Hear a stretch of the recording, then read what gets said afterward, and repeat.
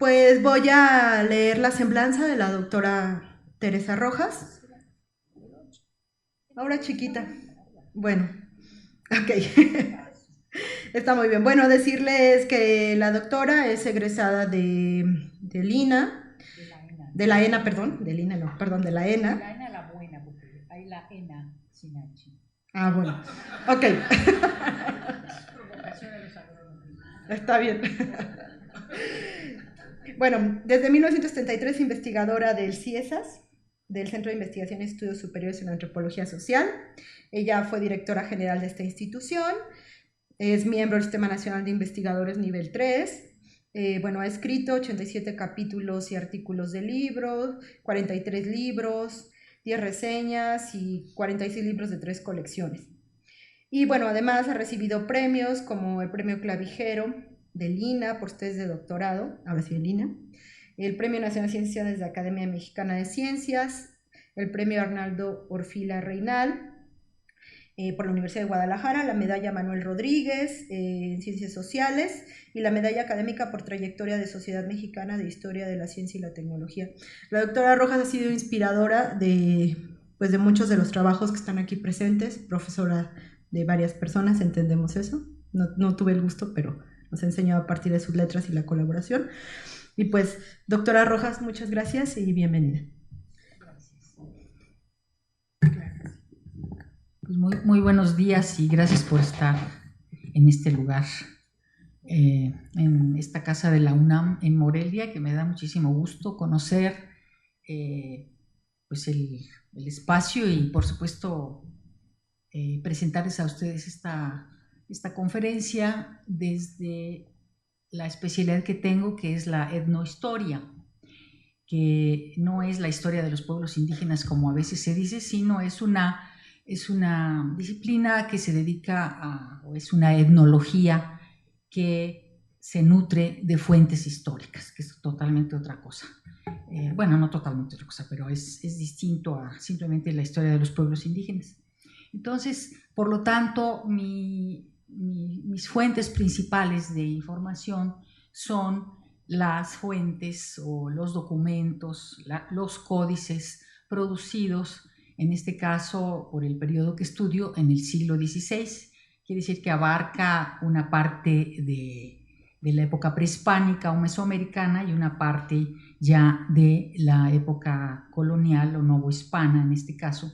El área que he trabajado y sobre la que se refiere a la que se refiere esta conferencia es Mesoamérica, que, a ver entonces, ¿cómo le prendemos? Que seguramente la mayoría de ustedes saben de qué área estamos hablando, pero es originalmente una definición. Aquí es el mapa, la delimitación que hizo Kirchhoff en los 40, Paul Kirchhoff, que fue un etnólogo de origen alemán radicado en México y que después de mucha investigación y de reunir una serie de rasgos culturales, como era entonces usual, definió esta área que incluye el centro y sur de México, con las dos costas, y llega hasta gran parte, según esta delimitación, de Centroamérica. Y aunque ha sido motivo pues, de muchas críticas o de ajustes, básicamente puede seguirse hablando de Mesoamérica como un área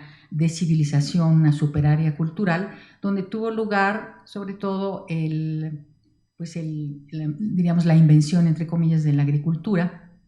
Y aquí yo le he puesto el maíz, porque sin duda es un área donde, salvo algunos bolsones, en donde no se podía cultivar por falta de lluvia o porque no había manera de irrigar, tuvo lugar la práctica del cultivo del maíz junto con otras plantas, que no es el caso ahorita recordar, porque nos llevaría a una conferencia sobre el origen de la agricultura y no es el objetivo. También otro rasgo importante, y por eso el maíz, es la presencia de la nixtamalización, que hizo que el maíz pues adquiriera propiedades alimenticias superiores y de alta calidad, que sin duda pues tuvo mucha importancia en el desarrollo demográfico y posteriormente pues de complejidad y del surgimiento de la civilización. Entonces, este es el área donde también, ya desde el punto de vista biológico, de una gran riqueza biológica, ustedes son, creo que casi todos conocedores de esto mucho más que yo, en donde se domesticaron, además de esta, por supuesto en este contexto de riqueza biológica, aquí hay una polémica, creo que hay algunos como Alejandro que está por ahí que dice que son como 300 especies domesticadas, pero bueno, las que yo tengo anotadas y que convencionalmente se aceptan son alrededor de 100 especies, pero digamos que son entre 100 y 300. Ojalá que esa lista que él ha elaborado pues la pudiéramos conocer más ampliamente. Es mi ignorancia, lo acepto o no. Pero bueno, claramente Mesoamérica o México y Centroamérica es uno de estos centros Vavilov primario de domesticación, y en ellos la presencia de los árboles y de otras plantas perennes pues es de fundamental importancia. Ya lo señaló hace muchos años Ángel Paler, mi maestro, como más o menos un tercio de los árboles domesticados y cultivados, bueno, domesticados vamos a decir, eran árboles de estas 100 especies de las que estoy tomando la lista. Hace tiempo el ingeniero Hernández Xolocotzin me hizo favor de encargarle a un biólogo, Luna Cavazos, que me hiciera, Mario Luna Cavazos, en 1991, una lista de estas especies. A ver cómo se le cambia, no sé, sí. Bueno, aquí he puesto una lista con los nombres vulgares, ustedes perdonarán, simplemente para conocimiento y respecto a los árboles frutales, que esta conferencia pues versa fundamentalmente sobre las huertos en Mesoamérica, particularmente de los árboles frutales, pero también incluyo a aquellas agaves y opuntias o nopales que fueron cultivados en huertas, algunas en monocultivo y otras de manera mixta, ¿no? O variada. Entonces, aquí hay una lista, por supuesto, limitada, pero que puede dar una idea de qué estamos hablando. Hay algunas como el tejocote o el capulín que me dicen que no estaban domesticadas, pero sí cultivadas. En fin, estas discusiones no voy a entrar en ellas porque no estoy calificada, simplemente yo me voy a enfocar a lo que dicen las fuentes sobre la existencia y las características de estos huertos. Ahora, tengo acá en el trabajo, tampoco me extenderé, una pequeña discusión sobre el uso del término huerto o huerta en los documentos de la época y por supuesto también de ahora. Les voy a decir que la mayor parte de las fuentes que se pueden consultar de la época colonial usan mucho más el término huerta, pero a veces también hablan de milpa de cacao, o milpa de maguey o milpa de nopales. Entonces, los términos siempre hay que tomarlos en su contexto, en el uso, en el momento, y aunque hay diccionarios de la lengua más o menos contemporáneos a la época que estamos abordando, el siglo XVI, por ejemplo, el primero es de 1610, que es el Tesoro de la Lengua Castellana o Española, del famoso Sebastián de Covarrubias, que es, como dije, el primer diccionario, y él habla de huerto. Y bueno, aquí abre digamos, el espectro e incluye a las hortalizas, como también muchas veces un huerto, pues podemos pensar en hortalizas y no solo en árboles frutales. Y habla de riego, dice, es lugar o en el campo o en la ciudad o poblado, o sea, también huertas urbanas y huertas rurales, en el cual se crían árboles frutales y hortaliza, y el que tiene agua de pie y está en la ribera, ordinariamente llamado huerta. Los que son de flores y recreación se llaman jardines. Díjose huerto del nombre latino hortus ti, del verbo oriris, por nacer, en respeto de que allí nacen y se crían las legumbres y las frutas. Entonces, bueno, como esta, pues podemos encontrar otra también en el llamado Diccionario de Autoridades, ya del siglo XVIII, 1737, que es el primero que produce la Real Academia de la Lengua Española, y que ahí sí distingue entre huerta y huerto. Pero bueno, eso yo creo que hay que simplemente conocerlo, porque Aquí lo que nos importa es hablar de las huertas de perennes, que en ocasiones, por supuesto, están mezcladas con anuales o estaban, y ahora, a partir de la lectura muy profunda y de lo que escucharemos este día, pues veremos que aún estas que parecían huertas o que nos pueden parecer huertas en monocultivo, pues están rodeadas y mezcladas con muchas plantas silvestres. Es parte de un ecosistema, pero en las fuentes, como les voy a leer, pues muchas veces no se distingue más que la parte propiamente del monocultivo, excepto con el cacao, en donde sí se habla de estos árboles de sombra, ¿no? Entonces, bueno, no traigo tantas láminas como nada más algunas, pero déjame, voy a seguirlas. Bueno, es que no hay enfrente, entonces. Con la información de las fuentes históricas, básicamente son códices, crónicas escritas por españoles, mestizos o indígenas durante el siglo XVI, y luego también documentos de archivo. Hemos podido documentar la presencia de estas huertas y en principio proponer una tipología de huertas. Creo que sí, me la puedes pasar, por favor. Es que como no lo veo. Gracias, él va a ayudarme porque está de frente. Bueno, la primera es la huerta mixta doméstica, quiere decir la huerta familiar, la huerta doméstica, y en este sentido hablamos de lo que está cerca de las habitaciones, de las viviendas, de los campesinos, de los agricultores de la época. La segunda es la huerta mixta palaciega, a la que podemos agregar los jardines y que en lo que llaman en las fuentes muy bonitos casas de placer, o un español que ha hecho un estudio muy, muy bonito sobre este tema, le llama jardines lúdicos, que dan muy bien cuenta de la existencia de estas que los españoles llamaron casas de placer, que tenían varios de los tlatoanis en la Cuenca de México que ellos lograron ver cuando llegaron por primera vez o las primeras veces a Tenochtitlan, a Iztapalapa, a Texcoco, etcétera, etcétera.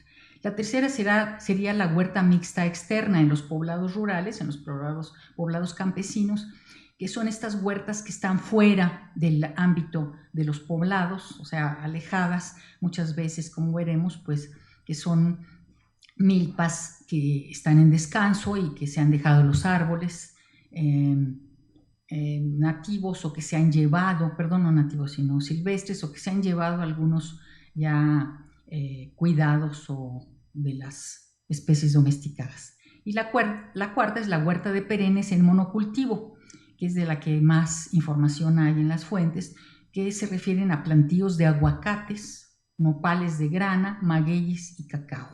Le podemos llamar huertas o plantíos, o no plantaciones, que tiene otra connotación ya más moderna, pero plantíos, que son entonces, estamos incluyendo claramente no solamente árboles, sino también agaves y opuntias, ¿no? Entre otras. Y bueno, de lo que hay más informaciones de las huertas de cacao.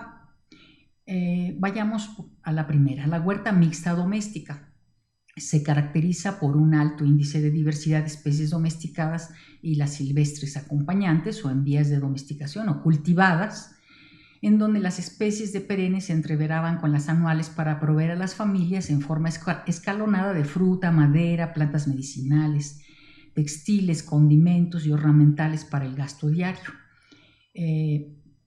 Estas huertas mixtas fueron espacios en los cuales los agricultores antiguos cultivaban especies domesticadas que mezclaban con otras silvestres que traían del entorno salvaje, entre comillas, o de las milpas externas, o bien que dejaban en pie y cuidaban cuando decidían establecer una huerta cerca de su vivienda. Porque tenemos, sistemas agrícolas, sabemos que hay también una gran diversidad, entonces esto es un planteamiento muy, muy en general, muy abarcativo. También era el espacio, esta huerta, donde se criaban los animales domésticos, los guajolotes, los patos, las meliponas y otros, sean, digo domésticos, no necesariamente domesticados, porque también sobre eso pues sabemos que hay muchos animales, o hubo muchos animales que se cuidaban, que se traían y se cuidaban, y ahí se, diríamos, se amansaban, eran hasta animales de compañía, y no todos fueron propiamente domesticados.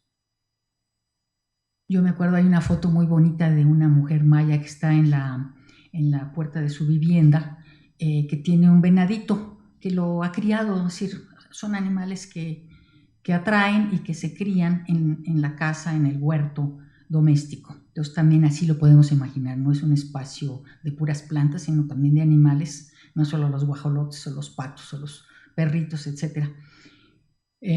Bueno, entre los árboles frutales de las tierras frías, ya sabemos, destacaban el capulín, el tejocote, los aguacates y los nogales, que también a veces se nos olvidan, estos nogales que también existieron en lugares como en varias regiones de Hidalgo, y no solamente en el norte del país. Estos nuecesitas pequeñas, las que yo he visto por lo menos son redondas, de cáscara delgadita, y luego pues en las templadas y calientes muchísimas otras anonas, los llamados zapotes, que son muchas especies, los nanches, guayabas, tepejilote, el ramón, que es tan importante, y otros, una serie de árboles floridos que también se encontraban en las huertas para recreación, o también sabemos que las flores de muchos pues eran comestibles, y todavía gozamos de esas maravillosas flores de yucas o de colorines.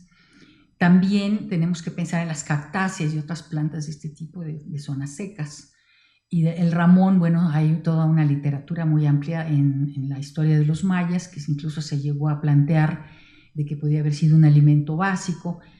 Ahora pues ya otros estudios pues han más bien mostrado que era un alimento de hambre o complementario, y no básico, entendido como, no sé, como el maíz, el frijol u otros. Ahora sí, la que sigue, por favor. A ver si... No, a ver. Bueno, ese está bien.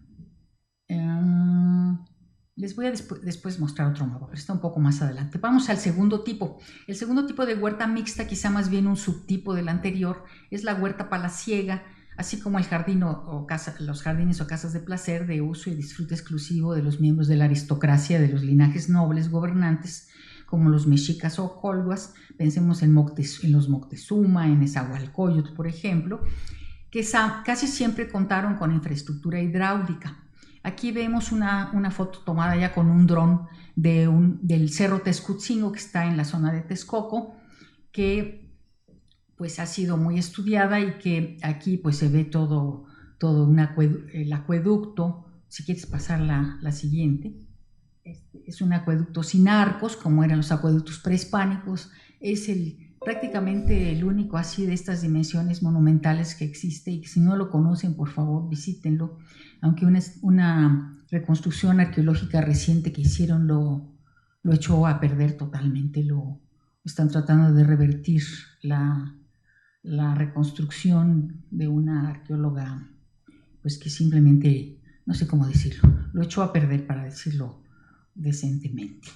Pero bueno, lo que es un acueducto que llevaba agua de los manantiales de la zona de la Sierra de Tlaloc a este cerro y a otros varios de por allí, que tenían para irrigar estos jardines, a los que se llevaron pues plantas ornamentales, árboles, toda clase de delicias, pero también que irrigaba una zona muy amplia de terrazas agrícolas de toda esa región de Texcoco. Entonces, bueno, este es uno de los ejemplos. Hay otros, la huerta de Huastepec, varias de estas casas de placer en Iztapalapa, que las fuentes pues todavía los españoles las conocieron, así que hay descripciones muy, muy bonitas. Pero aquí hay, respecto a este tipo de jardines y de gusto por las huertas recreativas, vamos a decirlo, en parte recreativas, pero evidentemente también utilitarias, nuestro Francisco Javier Clavijero, que es un historiador ya del siglo XVIII, se refirió a ellas a los huertas y jardines palaciegos y dijo: además de las sementeras de maíz y otras semillas, tenían los mexicanos un gusto exquisito en la cultura de huertas y jardines, en que había plantados con bello orden árboles frutales, hierbas medicinales y flores. Esto nos da idea de este tipo de huertas, jardines, etc. Alba Extlilxóchitl, que es el cronista de Texcoco, describió con bastante detalle los bosques, jardines y huertas de esta región, les digo donde está el acueducto, construidos por Nezahualcóyotl, dirigidos y de dos de sus antecesores. Dice: de más de los jardines y recreaciones que tenía el rey Nezahualcóyotl, llamados Hueytecpan, y en los palacios de su padre llamado Silan, y en los de su abuelo el emperador Techotlalatzin, hizo otros como fueron el bosque tan famoso y celebrado de las historias, el Texcotzinco, y el de Cuauhyacac, en fin, cita otros 5, y los de la laguna Catetelco y Tepetzinco. Asimismo señaló lo mejor de la montaña en donde iba a cazar, esto también es muy importante por el asunto de los animales que ayer tratamos, cuando tenía algunos ratos de desenfado. Estos bosques y jardines estaban adornados de ricos alcázares suntuosamente labrados con sus fuentes, atarjeas, acequias, estanques, baños y otros laberintos admirables, en los cuales tenía plantadas diversidad de flores y árboles de todas suertes, peregrinos y traídos de partes remotas. Pero de los jardines el más ameno y de curiosidades fue el bosque del Texcotzinco. Porque además de la cerca que tenía tan grande para subir a la cumbre de él y andarlo todo, que es lo que todavía se puede ahora visitar y llega uno un poco agotado porque sí son unas escalinatas y que dice, tenía sus gradas, parte de ellas hechas de argamasa, parte labrada en la misma peña, y el agua que se traía para las fuentes, pilas, baños y caños que se repartían para el riego de las flores y arboledas de este bosque, para poderla traer desde su nacimiento, fue menester hacer fuertes y altísimas murallas de argamasa desde unas sierras a otras, de increíble grandeza, sobre la cual hizo una tarjea hasta venir a dar en lo más alto del bosque. Yo no sé si se pudiera apagarla. ¿Ustedes ven algo? Casi nada, ¿verdad? ¿Por qué no lo apagan?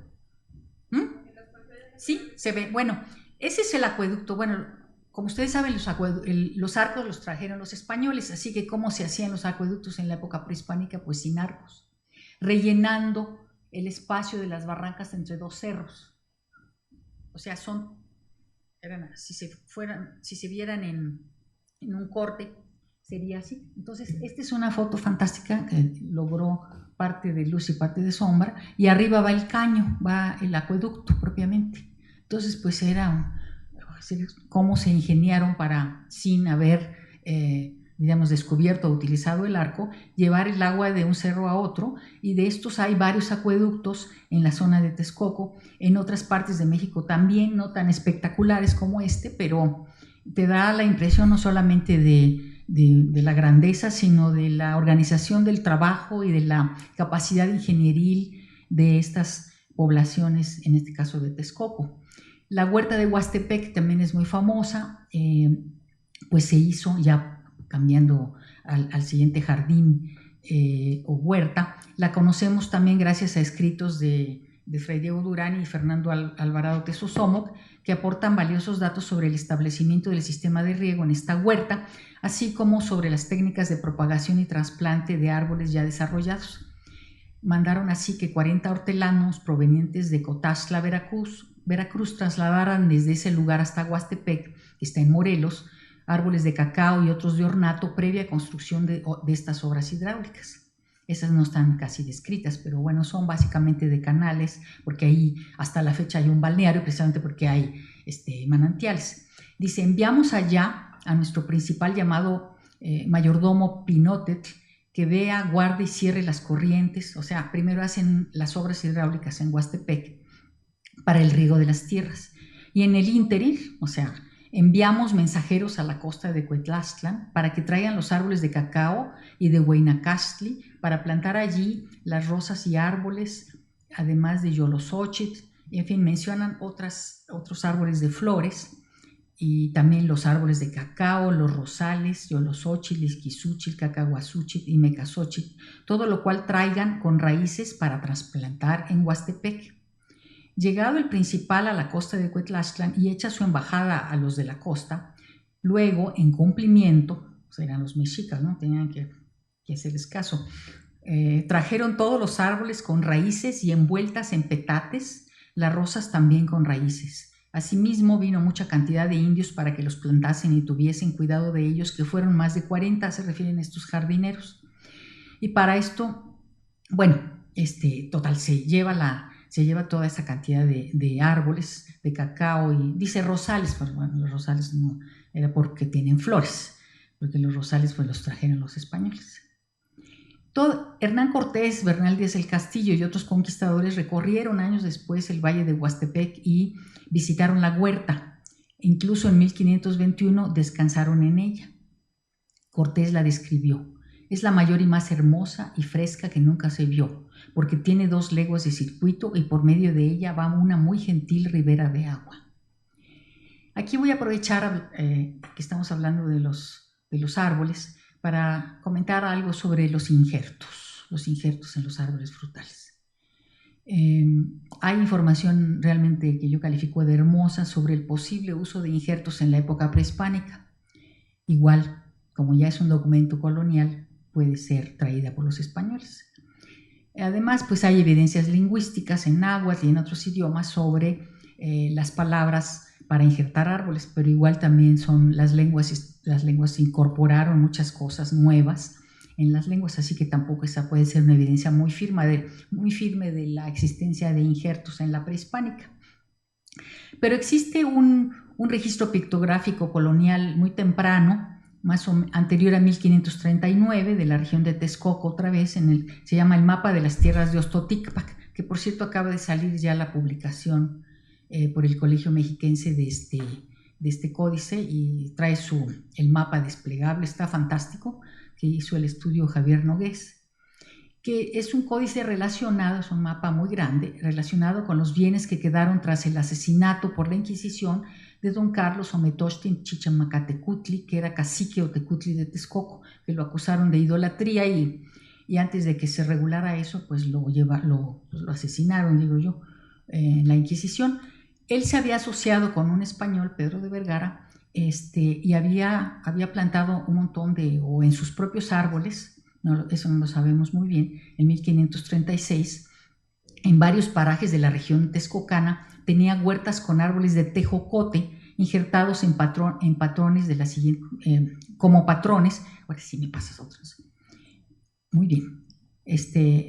Ya había este es un tejocote, en un documento que ahí dice de dónde, que es una belleza. No hay muchas representaciones. La que sigue. No, la que sigue. Eso no. La que sigue, yo te digo. Están un poquito. Ay, se ve rete feo. Bueno, es un mapa grandotote, está en Estados Unidos, y quizá la parte de los injertos es esta de abajo, a ver si la otra se ve mejor. A mí me podían apagar la luz porque yo tengo mi computadora, si la apagaran podrían ver mejor las cosas. ¿Qué? ¿Y si las ven ustedes? Bueno, perfecto, porque son cosas de detalle, entonces estos, ahí se puede leer, había pera, manzana, no importa, son las glosas en español, pera, manzana, membrillo, durazno y granada. La granada no está injertada, creo, no me acuerdo. Gracias a la identificación hecha, que me hizo favor el doctor Jesús Cuevas de la Universidad de Chapingo, podemos determinar que son 2 tipos de injertos, conocidos hoy como sencillo o de vareta y de corona. Es decir, usaron 2 tipos. Igual fueron introducidas por los españoles, pero es interesante, importante, porque hay algunas otras referencias tempranas del uso de los tejocotes, sobre todo, que servían muy bien para injertar manzanas, peras, membrillos. Por ejemplo, Carlos Paredes, el historiador que está acá, por cierto, vive en Michoacán, que es de Morelia, que es del Ciesas, encontró una referencia de injerto de pera en patrones de tejocote en Cuauhtomatitla, un pueblo cercano a Tochimilco, y describe, el tronco del tejocotero se cortaba horizontalmente y cuando llegaban a altura de 2 varas se abría en forma de cruz y se injertaba la estaca del peral para finalmente cubrirlo con cera y barro, nos dice. Bueno, El tercer tipo de huerta, vamos a ir. La huerta mixta externa de frutales, ornamentales, medicinales. Prácticamente tenemos casi cero referencias escritas, aunque hay algunas mapas como los anteriores, si te echas de reversa, donde podemos ver algunas posibles evidencias de este tipo de huerta mixta externa. Sí. No, son mapitas. A ver, aquí. Este es un mapa extraordinario, creo que es casi único, de un pueblo que se llama Azcapotzaltongo, que es ahora Villa Nicolás Romero, que son puras casas, allá por Cuautitlán, un horror, pero he hecho un estudio y aquí, en este mapa, son 3 poblados y podemos ver en los pobladitos donde hay una iglesia, pequeñas iglesias, cerca de las iglesias hay, digamos, magueyes y algunos árboles frutales. Ahí hasta parece lo que parece una vid.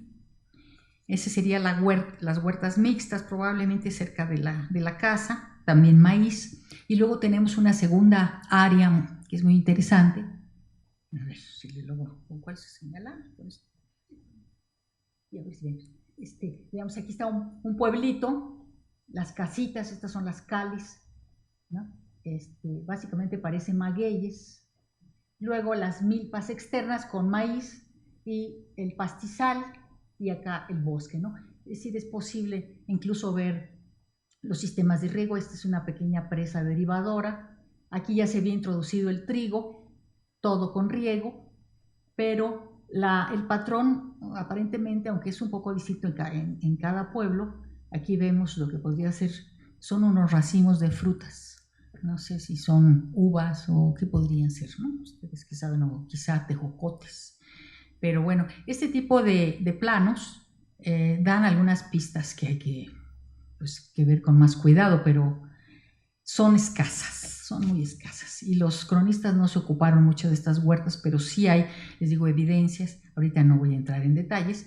Quiero ya para llegar a la parte propiamente de las huertas de perennes lo que yo llamo en monocultivo, porque así ya sabemos que no estaban solo las plantas, sino estaban acompañadas de muchas otras plantas silvestres, pero en las fuentes, como vamos a ver, pues se hace énfasis en las plantas útiles, en las plantas cultivadas, domesticadas, que son básicamente árboles y nopales y magueyes y cacao. Entonces, el caso más conocido de este tipo de huertas de perennes en monocultivo es sin duda el cacao, pero también algunas evidencias nos muestran que hubo huertas de aguacates, de nopales de grana, muchas, y que pervivieron durante toda la colonia, y también de magueyes. No es una cosa del siglo XIX el planteo de magueyes en monocultivo.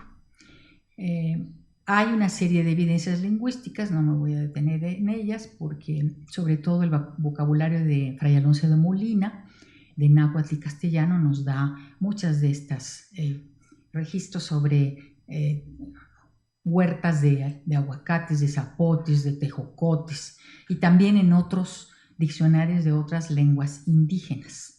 Pero sobre, por ejemplo, las huertas de aguacate, el historiador René García Castro, en una reunión que tuvimos en 1990 de Agricultura Indígena Pasado y Presente, nos presentó una serie de registros que se refieren a las huertas de aguacate en el Valle de Cuernavaca en 1538, que habla de extensiones continuas de aguacateros en la franja intermedia entre la tierra fría de las faldas del Ajusco y la tierra caliente del Valle de Cuernavaca, arriba de los 1500 metros de altitud. En esta faja, escribió el historiador García Castro, el cultivo del aguacate era considerado como el sustento de los pueblos de indios de la zona, en especial de Tetela, y bueno, Aguacatitla, como lo dice su nombre, ¿verdad? El pueblo de los aguacates. Pero cuando la caña de azúcar llegó muy temprano a la región de la mano de los conquistadores Cortés y Serrano de Cardona, los aguacateros fueron derribados, dejando en pie solamente algunos ejemplares cuyos descendientes perviven hasta ahora como testigos de aquellas huertas. Entonces, bueno, esta es una evidencia, no digo que haya sido generalizada, hay que buscarlo, pero es simplemente para que tengamos presente que sí había también plantíos de aguacates en monocultivo. Después, las huertas de nopal de grana. Para criar la grana cochinilla o nochestli fueron otra de las clases de huertas de perennes que hemos identificado, lo cual no excluyó que los campesinos plantaran, por supuesto, ejemplares en sus solares y huertas domésticas, como lo hicieron con los magueyes o los nopales para consumir sus pencas tiernas y otros productos que se extraen de estas plantas. Sabemos que había una grana cochinilla, también llamada sangre de tuna, que es una especie, hasta donde mi conocimiento llega, domesticada, que se colocaba en las pencas de las especies Nopalea cochinifera y Opuntia ficus indica. Yo no sé si estas siguen siendo válidas, pero bueno, vamos a bueno, aquí algunas en el Códice Florentino, algunas de las técnicas para manejo de almácigos para frutales y cómo se trasplantaban los magueyes. Esta es una lámina ya más tardía, pero que se refiere precisamente a la grana cochinilla, que fue un importantísimo producto en la época prehispánica para teñir mantas y para otros usos, pero básicamente era para teñir textiles. Y en la colonia fue tan importante el cultivo, incluso probablemente sufrió una expansión, ¿no? Después de la plata fue el segundo producto que se exportó de la Nueva España a Europa. Allá se incorporó a los mercados de los textiles, de los paños en toda Europa. Hay hasta un grupo de estudiosos que están haciendo ahora trabajos de historia económica y la importancia de la introducción de este tinte que pues pintó de color grana los paños que antes en Europa, incluso en las películas lo podemos ver, toda la gente andaba vestida de así como color pardo, ¿no? Bueno, claro que la grana pues era cara y era para los purpurados, para las gentes nobles, y los paños pues finos, pero esto permitió que probablemente el cultivo se haya extendido más allá de los límites que tenía en la época mesoamericana. Particularmente fue importante en la Mixteca Alta, pero también se plantó en otras partes de Oaxaca como Tuxtepec y Cuilapan, o se plantó o estaba presente más bien. Así como en Tlaxcala, en Puebla, tenemos todos los nombres de los lugares donde se cultivaba y se procesaba, Michoacán y también en Yucatán. Varias fuentes recogieron con detalle la forma de cultivarlo, de cuidar y cosechar el insecto, de matarlo para preparar el tinte, y se hacían unas especies de panes, así como bloquecitos, y los diversos procedimientos seguidos para producir el hermoso y colorido tinte color grana, que conocemos gracias sobre todo a esta obra que es de José Antonio de Alzate Ramírez, ya de 1777, que tiene muchas láminas. El original está en el Archivo General de la Nación, que se llama Memoria sobre la naturaleza, cultivo y beneficio de la grana. El secreto de la grana se mantuvo muy bien guardado porque como era un producto económicamente muy importante para la Nueva España, se mantuvo, como dije, en secreto, y fue como hasta el siglo XVIII, ya al final, que se escapó y se empezó a cultivar. Se escapó el secreto, y se empezó a cultivar en otras partes de la propia América y en otras zonas donde ya había salido también los nopales mexicanos. Pero lo que le dio ya el toque final y terminó con este cultivo, no por completo porque todavía persiste, fue el descubrimiento de las anilinas, que esto ocurrió hacia 1838. Entonces ya con eso pues empezó la decadencia del cultivo de los nopales y del cultivo, se puede decir, de estos insectos. Como dije, hay muchas fuentes. También fue, por supuesto, una industria, un cultivo y una industria que requería mucha mano de obra. Por lo tanto, este es el insecto, es decir, hay descripciones de propiamente esta es una que está en el Archivo de Indias, pero está muy pálida y prácticamente no se ve. Este otro tratado da pistas y da información muy rica sobre todo cómo se trabajaba, y lo que sabemos es que fue una industria y un cultivo que se mantuvo, y esto es muy importante, en manos indígenas, precisamente porque requería de un gran cuidado y de mucha inversión laboral. Entonces dio prosperidad a bastantes regiones, que ya mencioné algunas de ellas, o las más importantes, particularmente en la Mixteca Alta. Y hay entonces información muy interesante y muy detallada de cómo se tenía que cuidar.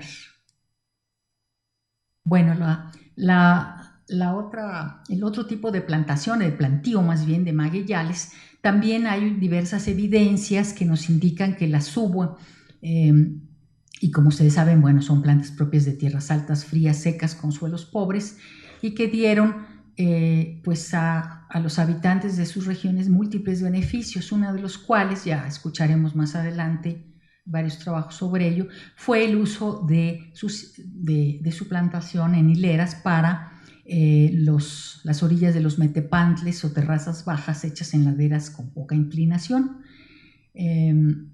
Sí hay evidencia sobre los plantíos de maguey, particularmente uno, les voy a leer, de 1584, de Antonio de Ciudad Real, que fue acompañante del padre visitador Alonso Ponce, que nos dijo: pónelos y plántalos los indios por su orden, como en España se ponen las viñas, y tienen grandes heredades y montes de ellos en las tierras frías, y cultívanlos con mucho cuidado. Y bueno, ustedes saben, el maguey da no solamente el pulque, sino fibras textiles, la sacarosa en forma de aguamiel, miel, pulque y mezcali, material de construcción, combustible, agujas y hasta envolturas, que son los famosos michiotes, ¿no? Entonces, bueno, fueron plantas importantísimas en algunas regiones básicas hasta la fecha, pero lo interesante fue que sí se cultivaron en plantaciones o plantíos de esa sola planta. Bueno, ya para redondear, vamos a hablar muy brevemente de las huertas de cacao, que también pues, son relativamente conocidas. Últimamente se ha puesto de moda y hay muchas, por la cosa de los gourmets y la cocina mexicana y tal, han salido, no sé, 2 números completos sobre el chocolate y el cacao en Artes de México. Hay una infinidad de literatura reciente sobre esta planta tan importante, o estas plantas, porque son de hecho 2 especies, el cacao propiamente dicho y el que se llama Cuaupatlachtli o pataste, que es otra especie distinta y que también, a ver, vamos, ahí estoy dándole al revés. Bueno, no sé si ustedes, que bueno, es una planta muy antigua. Aquí este es un mural de Cacaxtla, donde está un mercader con una planta. Este es el pataste, y esta es una florecita que se llama flor de cacao, que se usa para aromatizar, que yo he conseguido pues en Oaxaca. Y había pues 2 especies básicas, pero también otras del mismo género.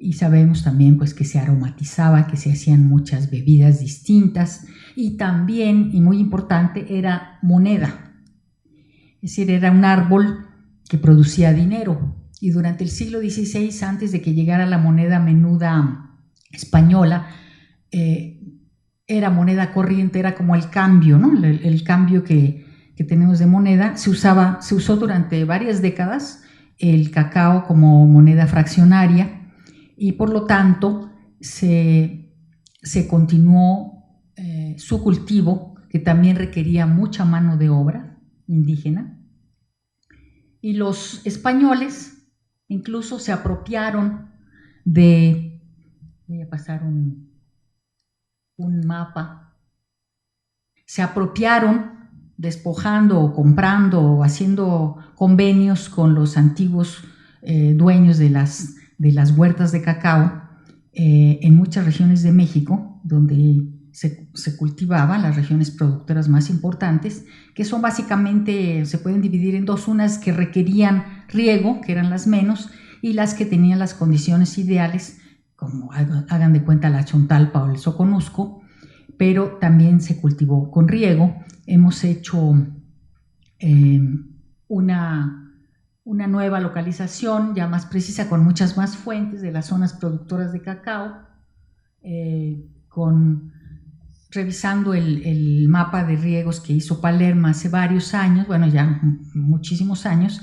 Le agregamos fuentes nuevas que él no tenía a la mano, y hemos localizado entonces también nuevas fuentes y nuevos registros sobre el uso del riego en las huertas de cacao, que bueno, habrá oportunidad de verlo publicado. Ay, otra vez, perdón. Entonces hemos localizado las zonas productoras en la costa del Pacífico, que viene pues desde Colima, y aquí es un mapa de síntesis donde con bastante precisión hemos localizado la presencia de estas huertas de cacao, que eran, dicen, muy frescas, muy provechosas, y por supuesto, como es de todos conocido también, eran de sombra, ¿no? Como hemos hablado del café de sombra.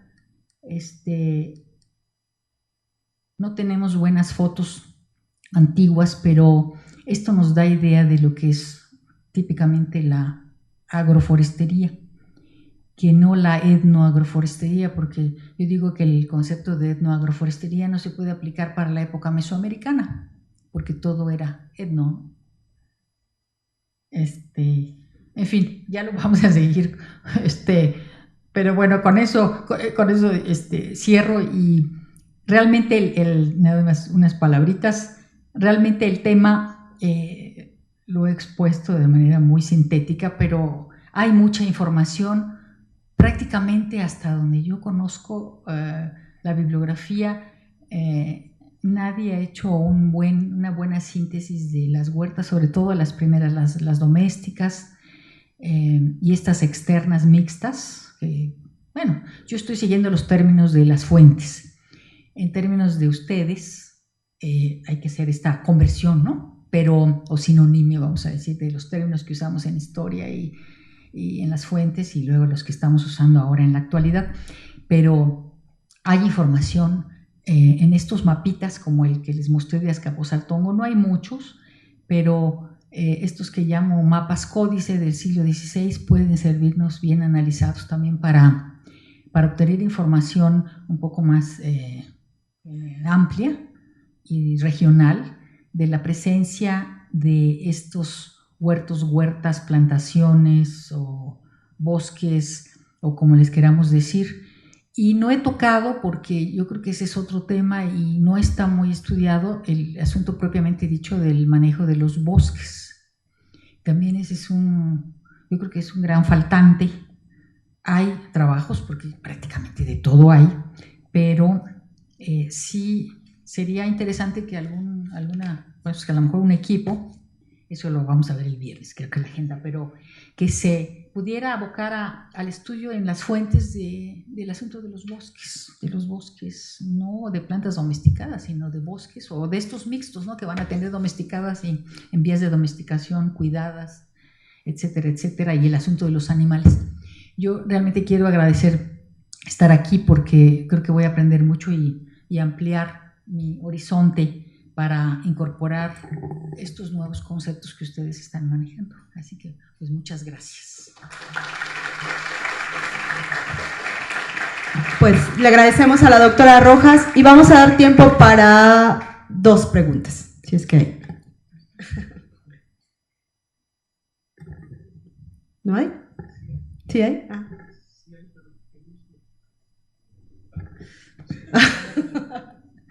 Te las pusieron muy difícil.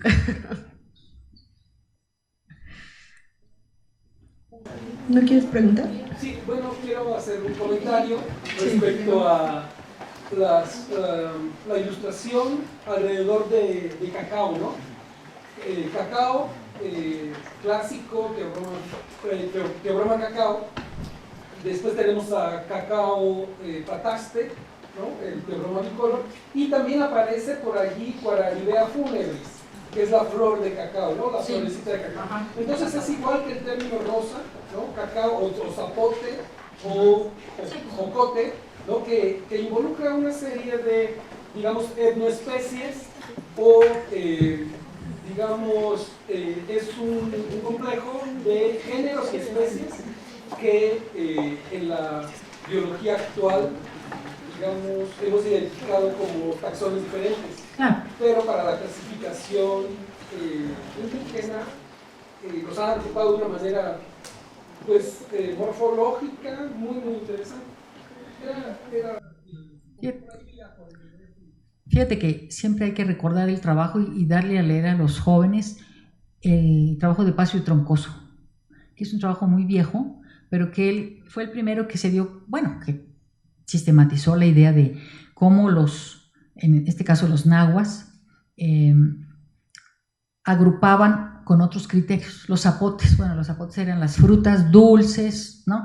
O los jocotes eran las frutas ácidas. Sí, las etnoclasificaciones, en este caso aztecas, les puso. Y luego pues ya siguió toda la serie de trabajos sobre las etnoclasificaciones, ¿no? Que esos son. No tiene que ver ya con las clasificaciones lineanas y modernas, pero que sin duda recogían similitudes entre las especies, o por sabores, o por colores, o por usos, y también esas sí son etnos, ¿no? Bueno, Adela. Ok. Es que me da un poco de pena preguntar, porque llegué tarde y no sé si lo dijiste, pero mientras hablabas dijiste, además hay otras evidencias lingüísticas en las que no vamos a profundizar, que no existe, y quería saber si nos podías hacer un comentario. Sí, bueno, ya ves que los españoles vinieron a evangelizar a los indios, entonces para hacerlo pues tenían que aprender los idiomas indígenas. Como dijo Sagún, la única manera de curar pues la infidelidad y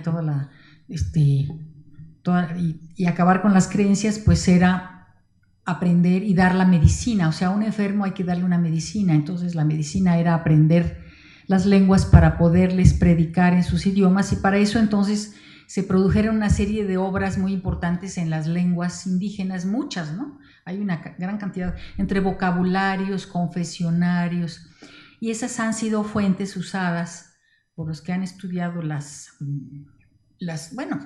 una serie de aspectos de las culturas antiguas.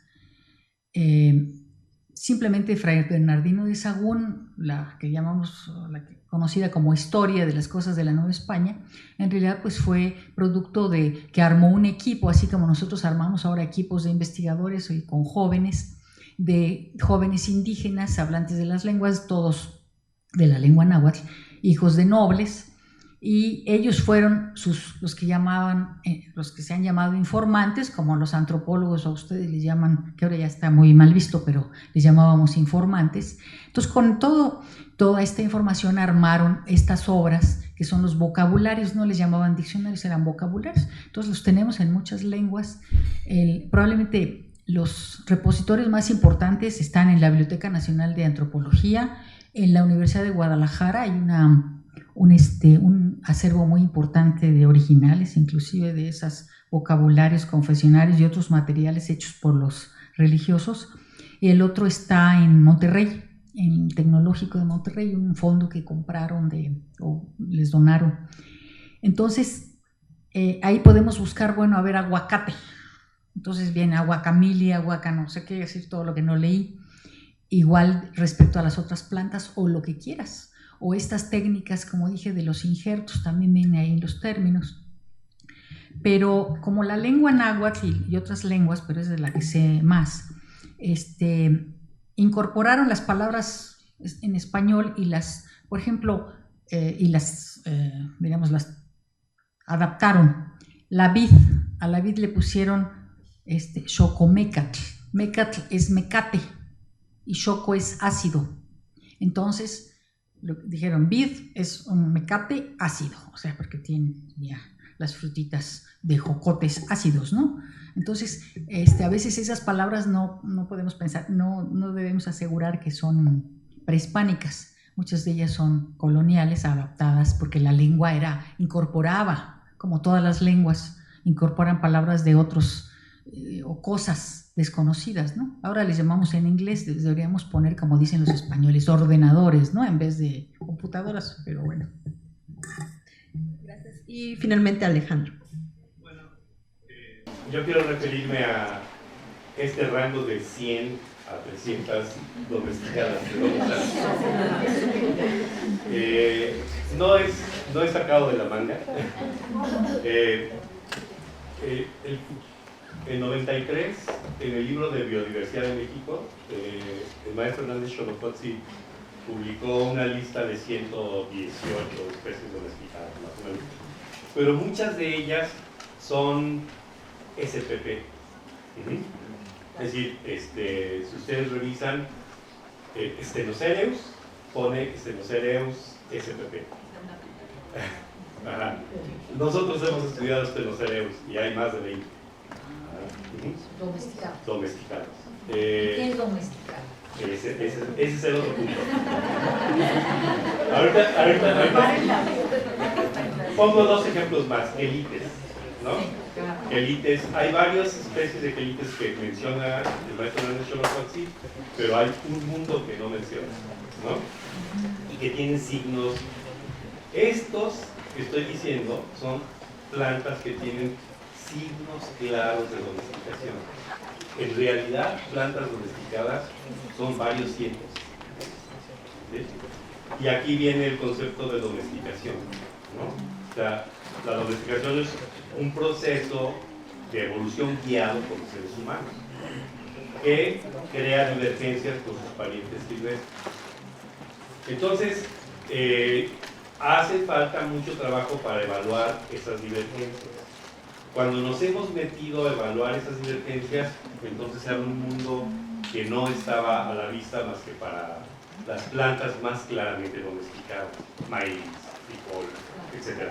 Pero hay todo un mundo y que viene a cuento con todo el simposio porque los sistemas agroforestales son precisamente escenarios en donde coexisten plantas plenamente domesticadas, plantas en procesos intermedios de domesticación, es un gradiente continuo, ¿no? Y plantas propiamente silvestres. Por aquí anda José Blancas, por cierto. Ajá. José Blancas se metió en la Sierra Negra a estudiar manejo y variabilidad de algunas especies de quelites. Hay un artículo publicado por ahí. Y surgió un mundo que no teníamos registrado. Entonces yo creo que incluso las 300, dependiendo de qué es lo que estemos definiendo como signos claros de domesticación, se queda corto. O sea, vista la domesticación en este sentido amplio, puede ser mayor el número, pero necesitamos estudiar más. Muchas gracias, pues doctora Rojas, le entregamos su constancia. Gracias. Y la taza del evento.